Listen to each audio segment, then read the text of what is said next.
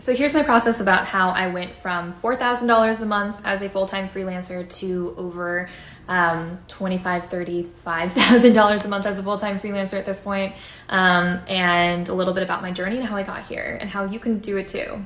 So as I've said on here a lot before, I got started just working with like $20, $25 an hour as a freelancer in my spare time and like as a part-time freelancer for years, for like from 2016, 2017 until 2020. I was always on the side of my writers' rooms that I was in Hollywood, so I was doing it very part-time for a while. And I saw that when you're doing it part-time, when you're being a freelancer part-time, it's not really effective.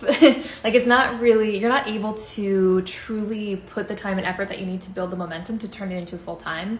And I finally went full-time freelance in 2020, which is when I was truly making more than $4,000 a month and like starting to like truly have a full-time income. But in Los Angeles, $4,000 a month is nothing. And I was starting to scale beyond that. Like I'd have some bigger months and then I'd have some smaller months. But I wasn't really consistently making too much. I'd have some big wins here and there, but I was like pretty consistently making between $4,000 or $5,000, sometimes $6,000 a month.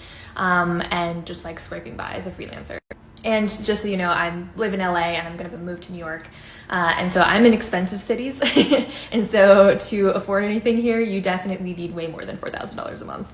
Now I'm making more around I've been making pretty consistently $32,000 months. And this month looks like it's going to be like 35, maybe 40.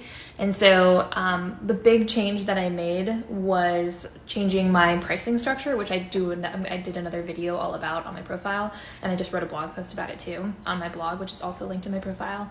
But the main thing was I was also continuously leveling up my craft and continuously learning how to be a better writer, continuously like educating myself, reading so many books and trying to be a better copywriter and also figuring out what my specialty is. So I started off kind of writing copy for whoever would have me, writing blog posts, and then I started specializing in memoir ghostwriting, which was totally fun. I traveled the world, worked with a ton of people who have incredible stories, and that was a wild ride, but I also realized that it took too much energy out of me and was not leaving me with anything left to work on my own creative projects. So from there, I dove into tech copywriting, specifically in the Web3 niche, where I've been for almost the last year. And it's been amazing. I really love working with tech companies and startups.